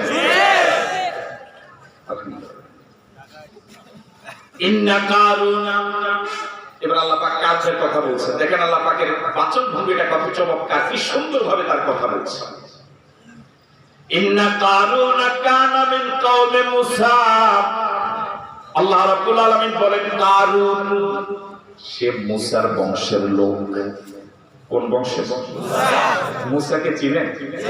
সাধারণ মানুষ না নবী ছিলেন? মেজাজ ঠান্ডা ছিল। একজনের মাঠে ঘুষি লাগছে কয়টা? একটা দিয়েছে। একটা দেওয়ার পরে আর লাগে না, আর লাগে না। দিছে কয়টা? একটা, মাত্র একটা। এই কারণ হলো হযরত মুসা আলাইহিস সালাতু ওয়াস সালামের বংশ। তার অনেক টাকা। মানুষ চিন্তা করে যার কাছে টাকা আছে সে ক্ষমতাও চায় যে আমার এত টাকা, মানুষ আমার কথা শুনুক, এটা কিন্তু মানুষের একটা চাহিদা। তো কারণে যেহেতু এত টাকা, কিন্তু আল্লাহ পাক নবুয়ত কারুনকে দেন নাই, নেতৃত্ব কারুনকে দেন নাই, ধর্মীয় নেতা কারুনকে বানান নাই, বরং ধর্মীয় নেতা বানিয়েছেন হযরত মুসাকে এবং তার ভাই হারুন। অথচ এই দুইজনে কি নাই? টাকা পয়সা। আমরা এখন বাস্তবে আছি নাঙ্গলকোটে, কোন এলাকায়? কিন্তু আমরা কল্পনায় আলোচনায় চলে যাবো হযরত মুসার দেশে। ঠিক আছে কথা? দেখুন বিশ্বের অবস্থা। একদিকে কারুন অনেক টাকার মালিক, বিশ্বের অন্যতম ধনী, কিন্তু তার হাতে আল্লাহ কি দেন নাই? নেতৃত্ব। ধর্মীয় নেতা তাকে বানান না। ধর্মীয় নেতা বানাইছে দুইজনকে, দুই ভাইকে। তার মধ্যে একজন হলেন হযরত মুসা, তারও টাকা নাই, আর হযরত হারুন, তারও কি নাই। মুসা এবং হারুন আলাইহিস সালাতু ওয়াস সালামের চাচাতো ভাই ছিল এই কারুন। শুধু বংশের লোক না, কি ভাই? চাচাতো জ্যাঠতো ভাইয়ের মধ্যে একটু হিংসা হিউন এখন দেশে কেমন নাই? আছে। এখন কারুনে চিন্তা করলো আমার চাচাতো ভাই সে নেতৃত্ব দিবে, মানুষ তার কথা উঠে বসা করবে, আমি টাকাওয়ালা, আমারে মানুষ গণে না, এটা হতে পারে। এই জন্য এই চাচাতো ভাইদের সাথে কারণের দ্বন্দ্ব শুরু হলো। আছেন মাঠে আপনারা? এই সুযোগ কাজে লাগালো ফেরাউন। কে কাজে লাগালো? দেখবেন যখন ভাই ভাই ঝগড়া লাগে, এই সুযোগটা কিন্তু গ্রামের ঘুষখোর দরবারীরা কাজে লাগায়। সুবহানাল্লাহ। মানে বক্তা যা কয় তাই। আপনারা ভাই ভাই যদি একতাবদ্ধ থাকেন, শিশাডালা প্রাচীরের মতো যদি না খেয়েও থাকেন, সমাজের কোনো মাপবার আপনাদেরকে নাক গলাবার সাহস পাবে না। কিন্তু আপনারা যদি এক ভাই আরেক ভাইয়ের বিরুদ্ধে গিয়ে দোকানে বলেন, দেখবেন চামচিকেও পা ভুলবে। ঠিক নাকি? ওলামায়ে কেরাম, হক্কানি পীর মাশায়েখ, মুসলমানেরা যদি একতাবদ্ধ থাকতে পারত, আল্লাহর কসম কেউ আমাদের ব্যাপারে কথা বলার সাহস পেত না। আমাদের বর্তমান অবস্থার জন্য আমি মনে করি অন্যরা যে পরিমাণ দায়ী, আমরা নিজেরা তার থেকে কম দায়ী নই। আমরা যে স্টেজে উঠলেই এ বালা না, এ খারাপ, শুধু আমি আপনি যদি অন্যের বিরুদ্ধে ফতুয়া দেওয়ার এত শখ থাকে তাহলে নিজের টাকা দিয়ে মাইক বানান, একটা ফ্যান্ডেল স্কুল বানান, এর ফলে সারা রাত কথা কয় না মাইক বানানো কোন জায়গায় দোকানে দোকানে গিয়ে 5 টাকা 2 টাকা 1 টাকা করে ছেলেরা হাত পেতে কালেকশন করলো, প্রধান অতিথিকে দাওয়াত দিল, বিশেষ অতিথিকে দাওয়াত দিল, হ্যাঁ প্যান্ডেল ভাড়া করলো, সবকিছু ব্যবস্থাপনা করলো, আপনি মাইক পাইয়া কি শুরু করলেন? আপনি কথা কয় না আবার গালিগালাজ করে আপনি যাওয়ার সময় আবার টাকাও নিয়ে যাবেন, কম দিলে আবার ঝগড়া, ঠিক নয় কি? এই গত কয়েক বছরে স্টেজটা হয়ে গিয়েছে এখন শুধু ঝগড়ার কেন্দ্র। আগে মাহফিল স্টেজগুলো ছিল এক ভাই আরেক ভাইকে মহব্বত করা, সংঘবদ্ধ করা, ঝগড়াঝাটি দূর করা, একটা মাহফিল ছিল আগের চরিত্রটা। এখন হয়ে গিয়েছে ও ভালো না, এ খারাপ, ও নাস্তিক, ও মুরতাদ, শুধু আমি। আধা ঘন্টা পরে কোন ঠিক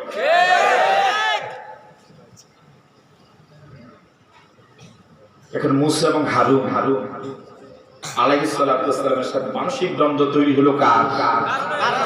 কথা বলেন কার? এবার আপনাদের কাছে প্রশ্ন, কারুনের যদি টাকা না থাকতো তাহলে দ্বন্দ্বে সে লিপ্ত হইত? কিসের গরমে? আরো আসতে পার কিসের গরমে? এই সুযোগ কাজে লাগালো কে? কিভাবে কাজে লাগালো? ফেরাউন চিন্তা করছে তার যেহেতু ক্ষমতা নাই, আমার ক্ষমতা আছে, তার টাকা আছে, আমার এই পরিমাণ টাকা হয়তো নাই। এবার ফেরাউন কারণে কয়েছে তুই একটু দেখাশোনা করবি, বুঝেন না? এই ক্ষমতা রাখা ভাগ বুঝেন না? মানে এরকম অনেক নেতা 2-1জনকে এরকম দায়িত্ব দেয় না, এই এলাকা কে দেখবি, এই এলাকার দায়িত্ব, আবার এই এলাকার দায়িত্ব। হে এখন দায়িত্ব পাইয়া যিনি দায়িত্ব দিচ্ছে হের উপরে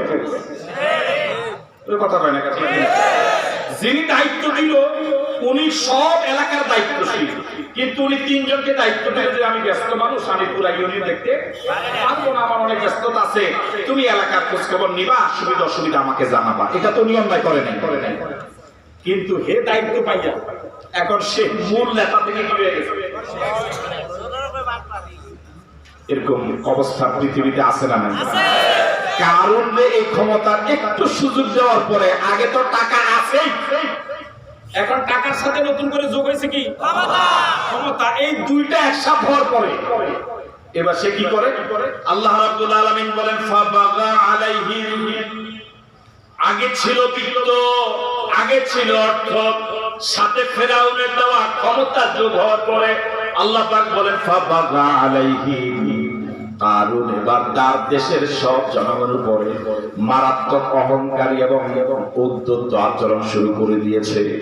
গর্ব অহংকারে ফেটে পড়ে, মুরব্বীদেরকে সম্মান করে না, ছোটদেরকে স্নেহ করে না, মানুষকে মানুষই মনে করে না, কথার আগে হাত চলে।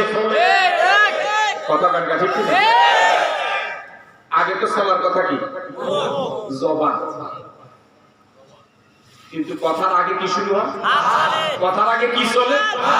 আবার এখন হাতের আগে আছে না নাই? আল্লাহ জবান দিছে কয়টা? শোনার জন্য কান দিছে কয়টা? এটার মধ্যে কোনো হিকমত নাই। আল্লাহ পাক কান দিলেন 2টা, মুখ দিলেন 1টা। তার কারণ হলো বান্দা শুনবা বেশি, বলবা কম।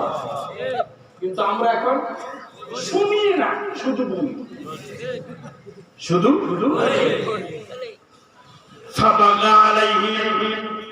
কারণ এখন এলাকার জনগণের উপরে উদ্ধত আচরণ শুরু করে দিয়েছে।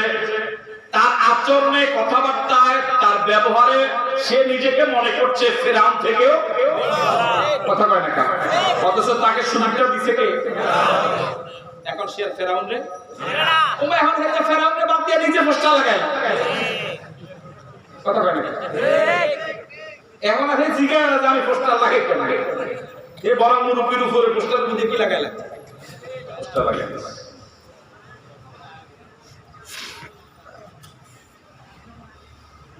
وآتيناه من الكنوز ما إن مفاتحه لتنوء بالعصبة أولي القوة আল্লাহ রাব্বুল আলামিন বলেন ও বিশ্বের মানুষেরা শোনো এই কথাটা রাসূল প্রথম আল্লাহ পাক কাকে শোনাচ্ছেন কথা বলে না কেন এই কথাগুলো আল্লাহ পাক প্রথম কাকে শোনাচ্ছেন রাসূল তখন কোথায় হিজরতের পথে যাচ্ছেন ঠিক আছে কথা আল্লাহ পাক রাসূলকে শোনাচ্ছেন ওয়া আতাইনাহু মিনাল কুনুজ মা ইন্না মাফাতিহাহু লাতানুহু বিল উসবাতি উলিল কুওয়া শুনে রাখো আমি কারুনকে এত অধিক সম্পদ দিয়েছিলাম যে সম্পদগুলো রক্ষণাবেক্ষণের জন্য যে তালা ছিল ওই তালা খোলার জন্য যে চাবি ছিল ওই চাবিগুলো বিশাল শক্তিশালী একটা দলের পক্ষেও বহন করা সহজ ছিল না আল্লাহ মনোযোগ দিয়ে শুনুন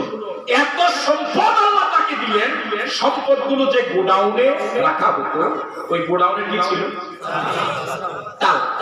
তালা খোলার জন্য চাবিগুলো উলিল কুওয়া বিল উসবাতি উলিল কুওয়া শক্তিশালী একটা দল এই দলের পক্ষেও চাবি বহন করা সম্ভব চাবি থেকে তালার ওজন কম না বেশি তাহলে তালা থেকে টাকা তাহলে টাকা কি পরিমাণ যদি চাবি বহন করা কিনা হয় আপনারা এখানে যারা আছেন আমার মনে হয় চাবি 2-3টার বেশি কাম হয় না কথা কয় না হ্যাঁ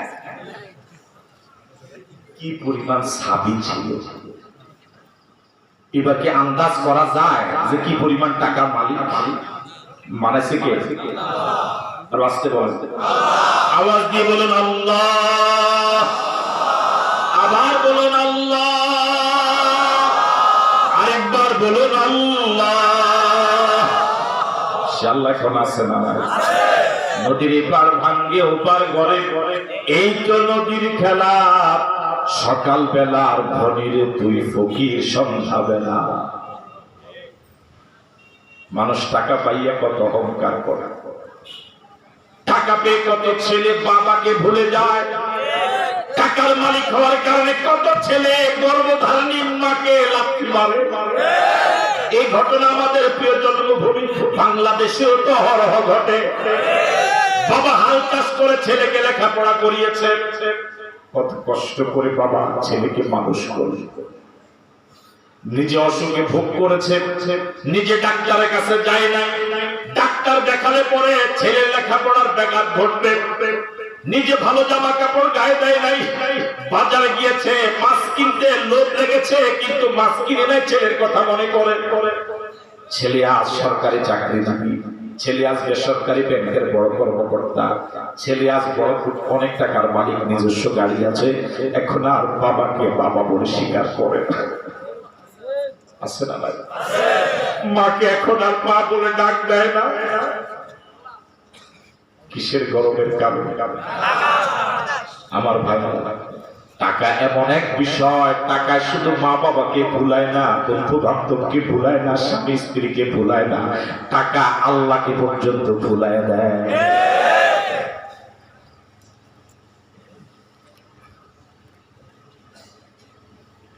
আপনারা আছেন মাঠে বিরক্ত হচ্ছেন না তো এই যে এলাকায় একটা মাতবাড়ি ভাব শুরু করে দিল এই অবস্থায় এলাকার ভালো মানুষদের তাকে কিছু পরামর্শ দেওয়া কি উচিত না অনুচিত বুঝলেন না আমার কথা সে যা শুরু করেছে এলাকায় টাকা এবং ক্ষমতা একটু ভাগ পাইয়া এখন এলাকার লোকেরা সবাই কি তার এই আচরণ মেনে নেওয়া উচিত না তাকে কিছু পরামর্শ দেওয়া উচিত পরামর্শ দেওয়া উচিত এবার দেখুন এলাকার ভালো মানুষগুলো তাকে পরামর্শ দেওয়া শুরু করেছে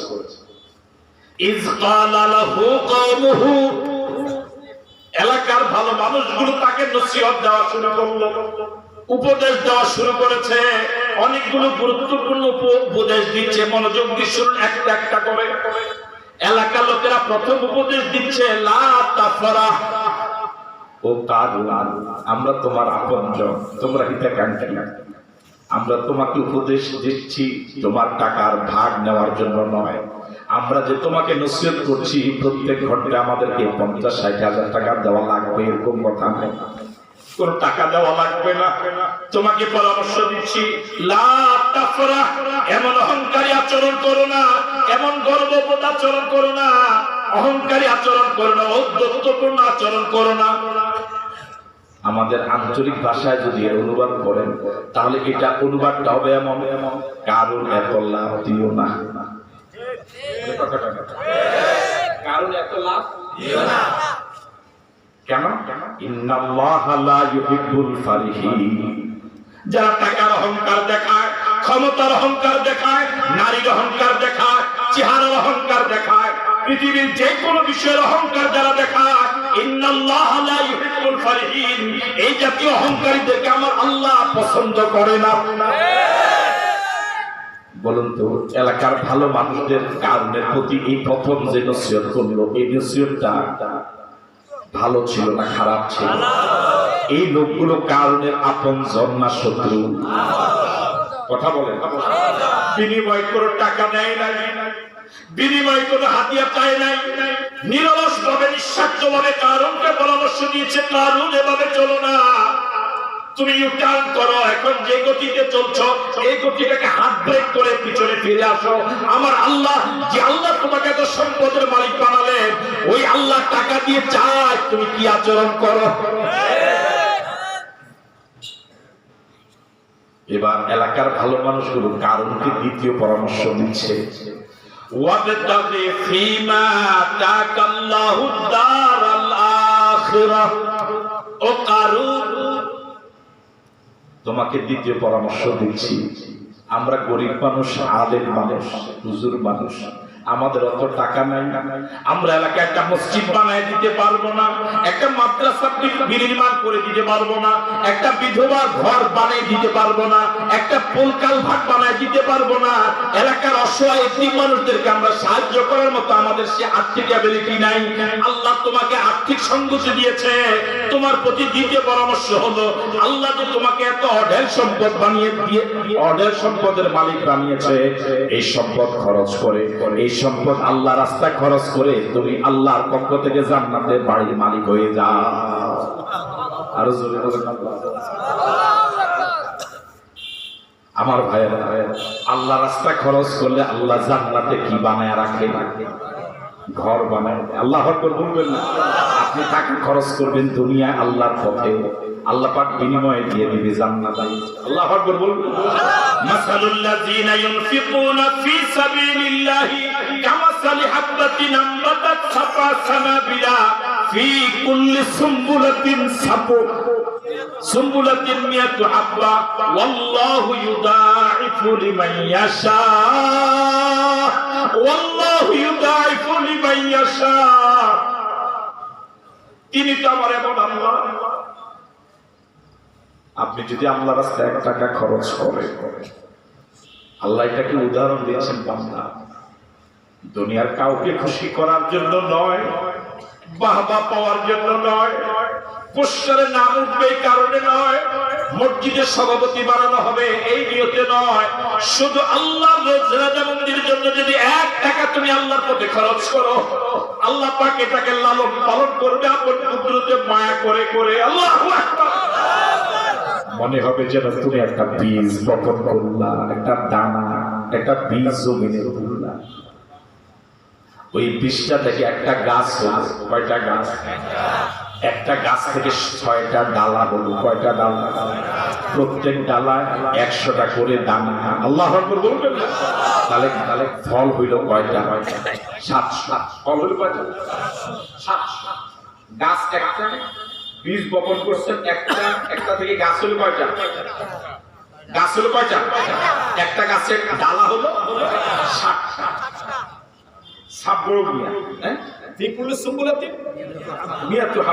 প্রত্যেকটা ডালার ভিতরে 100টা করে দানা। কত হইল? 700 দিবে। এরকম দয়ালু মহাজন পৃথিবী থেকে আর পাওয়া যাবে? হযরত ওসমান রাদিয়াল্লাহু তাআলা ধনী সাহাবী ছিলেন। মদিনায় একবার দুর্ভিক্ষের প্রাদুর্ভাব দেখা দিল। তিনি 700 উট বোঝাই করে সিরিয়া থেকে খাদ্য সামগ্রী আনলেন। বড় ব্যবসায়ী মানুষ।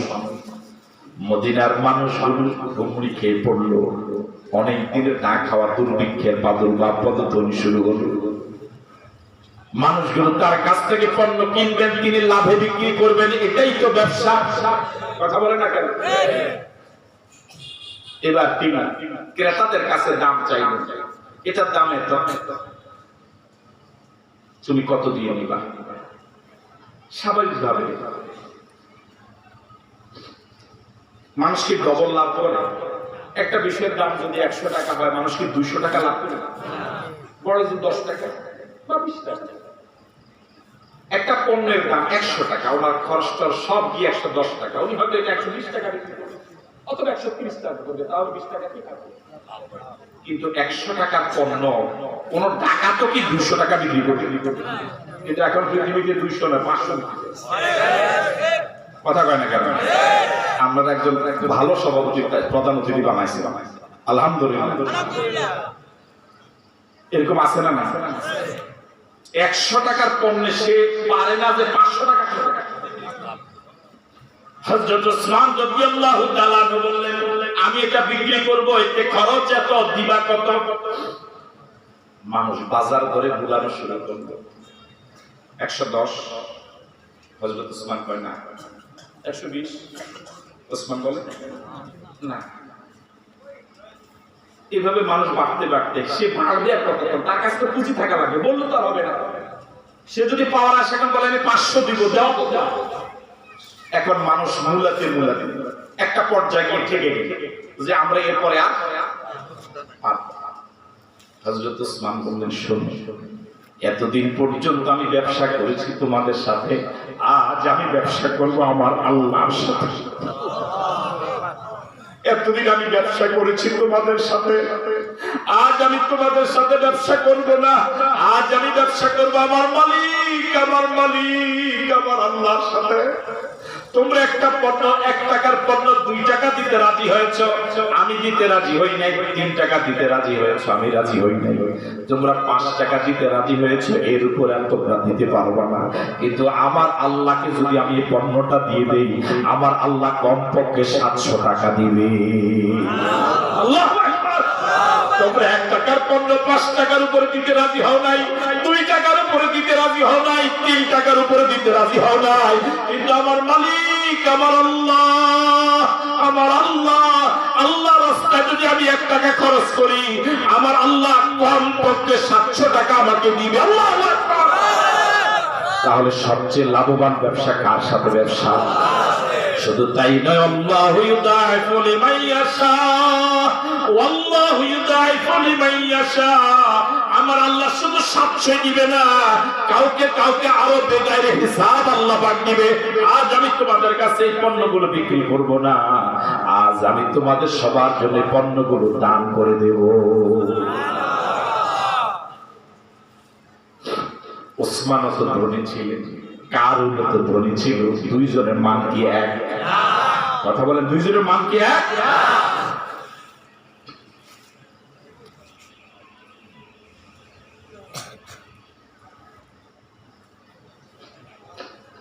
এবার এলাকার ভালো মানুষরা কারুর প্রতি তৃতীয় নসিহত করল, ওয়ালা তানসা নাসিবাকা মিনাদ দুনিয়া। ও কারুন, দ্বিতীয় পর্যায়ে তোমাকে নসিহত করেছিলাম, আল্লাহর দেওয়া সম্পদগুলো আল্লাহর রাস্তায় খরচ করো, পরকালের সুবিধা আদায় করো, পরকালের শান্তির জায়গা। আল্লাহর দেওয়া সম্পদ আল্লাহর রাস্তা বিক্রি করে জান্নাতের শান্তির ঠিকানা কনফার্ম করে দাও। তবে আমরা আলেম হওয়ার কারণে আমাদেরকে কথা মনে করো না যে আমরা তোমাকে পরামর্শ দিচ্ছি সব আল্লাহর রাস্তায় খরচ করে তুমি ফকির হয়ে যাও। আমরা তোমাকে পরামর্শ দিচ্ছি না সব মাদ্রাসা দিয়ে দাও, সব দিয়ে মসজিদ বানাও, সব দিয়ে তিনদেরকে সাহায্য করো, আমরা পরামর্শ তোমাকে দিচ্ছি না। বরং ওয়ালা তানসা নাসিবাকা মিনাদ দুনিয়া। ও কারুন, তোমাকে আল্লাহ অনেক সম্পদের মালিক বানিয়েছে, তুমি দুনিয়ার তোমার মর্যাদার কথা ভুলে যেও না। তোমার আর্থিক অবস্থার সাথে মিল রেখে তুমি দুনিয়াতে চলাফেরা করো। আপনি লাখ টাকার মালিক, আপনি যদি রিক্সাওয়ালার মতো চলেন, এটা তো ইসলাম পছন্দ করে না। আমি কি কথা বুঝতে পারলাম? আপনি কোটি টাকার মালিক, বাজারে যান রাতে 11টার পরে, যে মাছ কেউ কিনে কথা কয় না, কাছে না। 180 টাকা দিয়ে সাইকেল কিনছে 30 বছর আগে, কথা কয় না। এখন এটা চালবে। ইসলাম এটাও কি করে?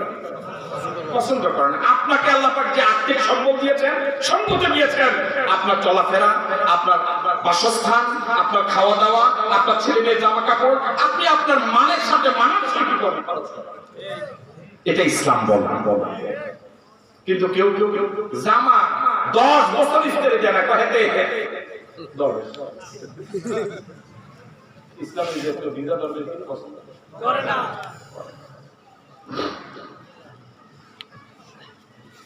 ওয়ালা তানসা নাসিবাকা মিনাদ দুনিয়া। এখন যদি এমন কেউ আছে, এখন যদি আলেমদেরকে একটু গাড়িতে চড়তে দেখে দুনিয়াদার, এতে কি পরকাল বলা আছে না? এগুলো যদি একটু ভালো কাজ করেন, যদি গায়ে একটু চলে, একটু ভালো দাম জামা কাপড় গায়ে দেখছেন না, দেশটা নষ্ট হয়ে গেছে, খাই গেছে। কথা কয় না, এই দুটো কারণে দেশটা দেখছিস তুই গাড়ি দিচ্ছিস। আগে হুজুররা হ্যাঁ হাঁটি যাই, আগের হুজুররা তো মোবাইল ব্যবহার করছে না, তুই করছ কেন? ওয়ালা তানসা নাসিবাকা মিনাদ দুনিয়া। ও কারুন, আমরা তোমাকে পরামর্শ দিচ্ছি, তুমি এত সম্পদের মালিক, তুমি কৃপণতা করো না। কিছু টাকাওয়ালা আছে, অন্যের তো দেয় না, নিজেও খায়।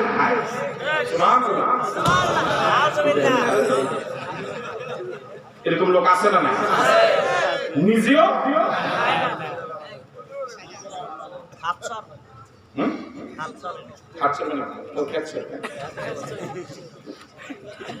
এক লোকে নাকি ইচ্ছে তো ইচ্ছে হাসামিস, আমি তো দেখছি হাতে রুটি দিয়ে খাইতে আসে, কি নিয়ে কথা কয় না?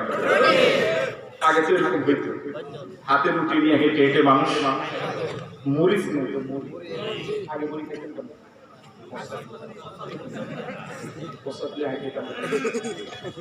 রুটি নিয়ে হাতে বাবে আলাদা, মানে এটা কিছু হয়ে গেছে। এমন সময় কাক একটা এসে রুটি একটা নিয়ে দিছে দৌড়। এখন সে কাকের মুখ থেকে রুটি এটা নেওয়ার জন্য পিছনে পিছনে শুধু দৌড়া। কাক গিয়ে যদি কোনো গাছে বসে সে ডিম পারে, এভাবে মোটামুটি দৌড়াইতে দৌড়াইতে 1-2 মাইল কাক এখন সামনে পড়ছে একটা খাল।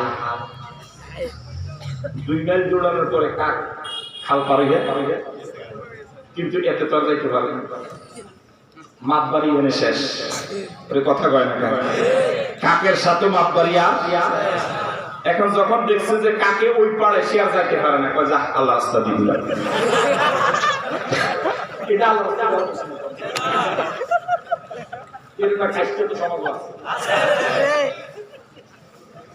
কি কয়?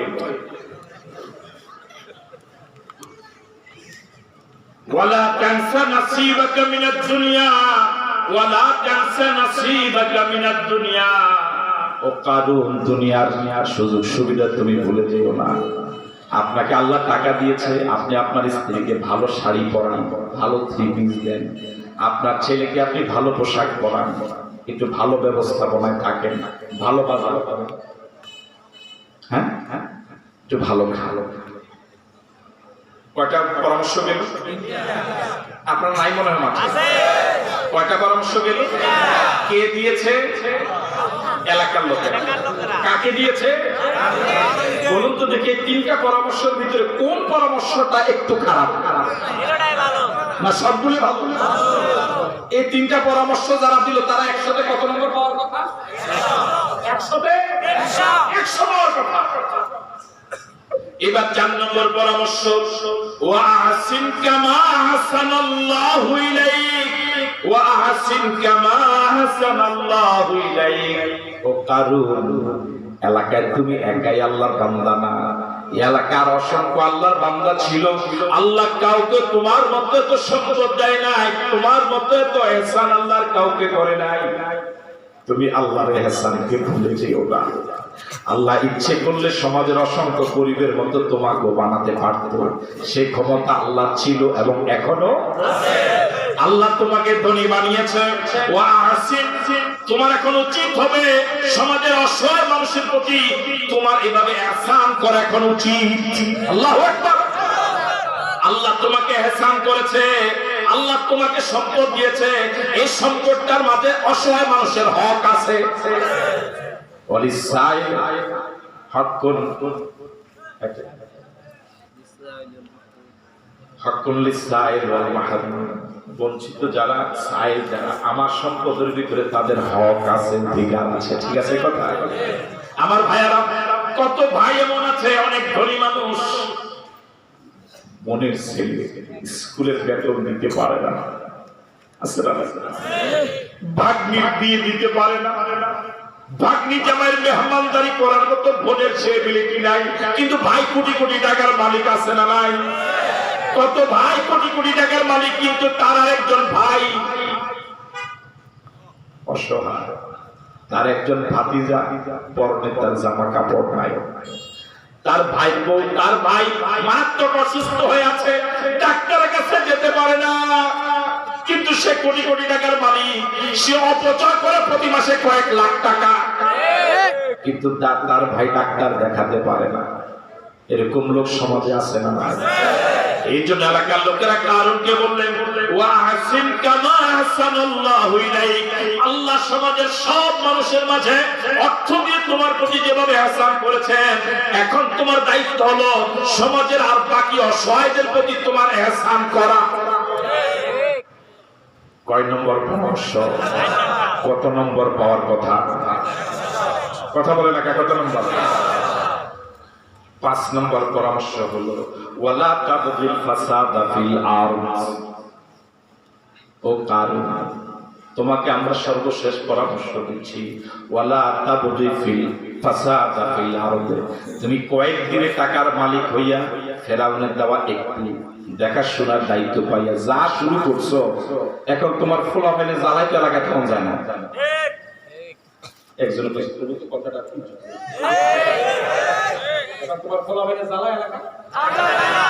আল ফাসাদ শব্দটা আরবি, এর বাংলা অর্থ হচ্ছে সন্ত্রাস, ইংরেজিতে বলে টেরোরিজম। আর যাদেরকে আমরা সন্ত্রাসী বলি, কোরআন মজিদ তাকে বলেছে আল মুফসিদুনা ফিল আরদ, আর ইংরেজিতে বলে টেরোরিস্ট। বলুন তো, পৃথিবীতে যত দেশে সন্ত্রাসী কার্যকলাপ চলে, এই সন্ত্রাসীদের হাতে অস্ত্র তুলে দেয় গরিবেরা না ধনীরা? এই সন্ত্রাসীদেরকে ব্যবহার করে ধনীরা না গরিবেরা? এই সন্ত্রাসীদেরকে পালে কি ধনীরা না গরিবেরা? ধনীরা পালে, গরিবেরা। তাহলে সারা পৃথিবীতে যত সন্ত্রাস, বলুন তো দেখি, ইরাকে যে আক্রমণ করেছে আমেরিকা, এটার নাম কি যুদ্ধ না সন্ত্রাস? কথা বলেন, এটা কি ইনসাফ না জুলুম? আমেরিকার যদি অস্ত্র না থাকতো, টাকা না থাকতো, ক্ষমতা না থাকতো, সে কি ইরাকের নিরীহ মানুষের উপরে এই সন্ত্রাসী কার্যকলাপ চালাবার কোন অধিকার সে রাখতো? মায়ানমারের নিরীহ মুসলমানদেরকে, লক্ষ লক্ষ মানুষদেরকে যারা বাংলাদেশে তাড়িয়ে দিয়েছে, ওদের হাতে অস্ত্র ছিল না? কথা বলে ছিল না? এরা যে সন্ত্রাসী কার্যকলাপ করেছে টাকার কারণে না গরিব হওয়ার কারণে? এরা যদি মায়ানমারের সন্ত্রাসীদের যদি টাকা না থাকতো, এরা মুসলমানদের উপর অত্যাচার করার সুযোগ পাইতো না।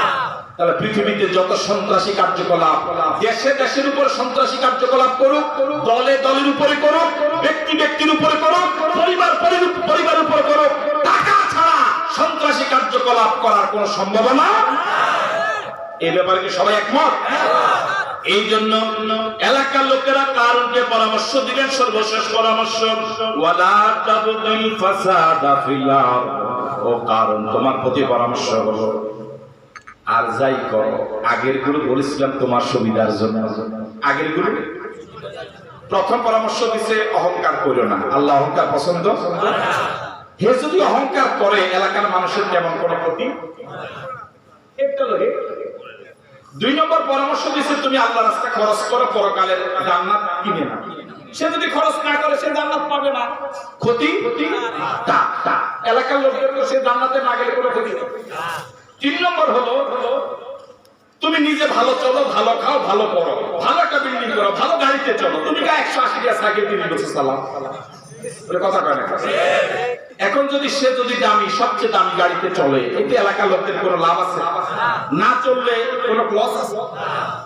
তাহলে আগের পরামর্শগুলো সব কার জন্য? ওয়াহসিন কামা আহসানাল্লাহু ইলাইক, তুমি মানুষের প্রতি দয়া করো। সে যদি দয়া করে তার লাভ, যদি দয়া না করে বাকিরা কি খাওয়াই মরবে? আল্লাহ তো কোনো না কোনো ভাবে চালাবে। কিন্তু সর্বশ্রেষ্ঠটা এলাকার লোকেরা যে বলছে তুমি সন্ত্রাসী কার্যকলাপ করো না, আগের গুলো সব তোমার সাথে তোমার কেন্দ্রিক ছিল, তুমি করলে তোমার লাভ, না করলে আমাদের কোনো লস নাই। কিন্তু পরে অন্তত আর যাই করো না করো, তোমার টাকা দিয়ে কোনো সন্ত্রাসী কার্যকলাপ করো না। তার কারণ তুমি যদি সন্ত্রাসী কার্যকলাপ করো, এলাকার শান্তি নষ্ট হয়ে যাবে। এলাকার যুবতী কন্যারা স্কুল কলেজে যেতে পারবে না। এলাকার মানুষেরা রাতে নিজের স্বর্ণ অলংকার রেখে, টাকা পয়সা রেখে রাতে আর আমি ঘুমাতে পারবে না। এলাকার মানুষ হাট বাজারে যেতে পারবে না, স্বাভাবিকভাবে জীবনযাপন করতে পারবে না। তাহলে তোমার এই সন্ত্রাসের কার্যকলাপের কারণে পুরো এলাকার লাখ লাখ মানুষের, মিশরে লাখ লাখ মানুষের সামনে কি হয়ে যাবে? আপনি আমাকে ইজ্জত দেন আর না দেন, অন্তত বেইজ্জতির অধিকার আছে। কথা বলো না, ঠিকই না? এলাকার লোকেরা পরামর্শ দিয়েছে, কারণ তুমি আমাদের ভালো কথাগুলো মানো না মানো, অন্তত আমাদের ক্ষতি করার অধিকার তোমার নাই। এই জন্য এলাকার লোকেরা পরামর্শ দিলেন, ওয়ালা তাবগিল ফাসাদা ফিল আরদ, ওয়ালা তাবগিল ফাসাদা ফিল আরদ। ও কারণ আর যাই করো, অন্তত এলাকায় কোনো সন্ত্রাসী তোমার টাকা যেন লালিত পালিত না হয়। কেন? ইন্নাল্লাহা লা ইউহিব্বুল মুফসিদিন, নিশ্চয় আল্লাহ পাক কোন সন্ত্রাসীকে পছন্দ করেন না। এবার আপনাদের কাছে আমার প্রশ্ন, এলাকার লোকদের এই পরামর্শগুলো ভালো ছিল না খারাপ? কত পার্সেন্ট ভালো? এখন যদি কোন ধনী মানুষ, কোন ক্ষমতাবান মানুষ এই পরামর্শগুলো মেনে চলে, তার দুনিয়া কল্যাণ, পরকালেও কল্যাণ। কথা বলে ঠিক করে কি? কিন্তু দেখা গেল কারণ এই পরামর্শগুলো মানল না, ধ্বংস হয়ে গেল। আল্লাহ তার অহংকার মাটির সাথে মিশাই গেলেন। আজ এই আলোচনা করার মূল উদ্দেশ্য হলো আল্লাহ পাক আমাকে যেন নিরহংকারী বানায়, আপনাদেরকে যেন আল্লাহ নিরহংকারী বানায়। বলি আমিন। আল্লাহ নবী বলেছেন হাদিসে কুদসি, আল্লাহ পাক বলেছেন অহংকার আমি আল্লাহর গায়ের চাদর, যে বান্দা বান্দি অহংকার করে সেজন্য আমি আল্লাহর গায়ের চাদর নিয়ে টানাটানি করে। সুতরাং আল্লাহ যেন আমাকে টাকার অহংকারী না বানায়, ক্ষমতার অহংকারী না বানায়। টাকা নিয়ে মানুষ কবরে যেতে পারবে না, ক্ষমতা মানুষের চিরদিন থাকবে না। কথা বলে ঠিক নয়? আল্লাহ আমাদের সকলকে আজকের আলোচনা থেকে শিক্ষা গ্রহণ করার তৌফিক দান করে। বলি আমিন। আরো জোরে সুরে বলি আমিন। আমার আলোচনা দীর্ঘায়িত না করে আপনাদের সকলে আপনি কি উঠে যাবেন? আলোচনা এখানে শেষ করছি। বিরক্ত হন নাই তো? ইনশাআল্লাহ। বদদোয়া দেন নাই তো? আমি আপনাদের কাছে দোয়া চাই। দোয়ার আগে আমি অনুরোধ করব, একজন আল্লাহর বান্দা উঠবে না, একজন পকেটে করে হাত দেন। প্রত্যেকে নিজ নিজ পকেটে করে হাত দেন। এই মসজিদটার জন্য কমিটি একটু সহযোগিতা চেয়েছেন। যে যা পারেন, 5 টাকা, 10 টাকা, 100 টাকা, 1000 টাকা, আপনি গোপনে দান করেন, নিয়ত করেন আল্লাহ আমার গোপন গুনাহগুলো তুমি মাফ করে দাও। সকলে একটু হাত দেন পকেটে। হাত দিয়েছেন? আচ্ছা, হাত দেওয়ার আগে এবার হাত তোলেন। কারা কারা একটু সহযোগিতা করবেন? এবার একটু হাত তোলেন তো দেখি।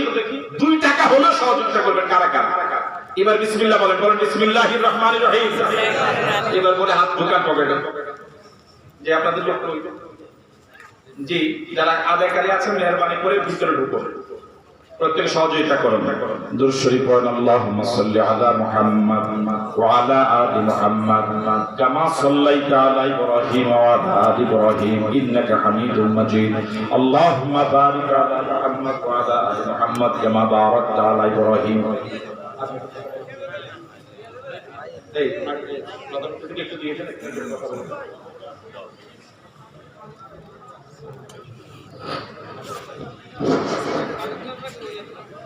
একটু বসেন, প্রধান মেহমান একটু কথা বলবেন।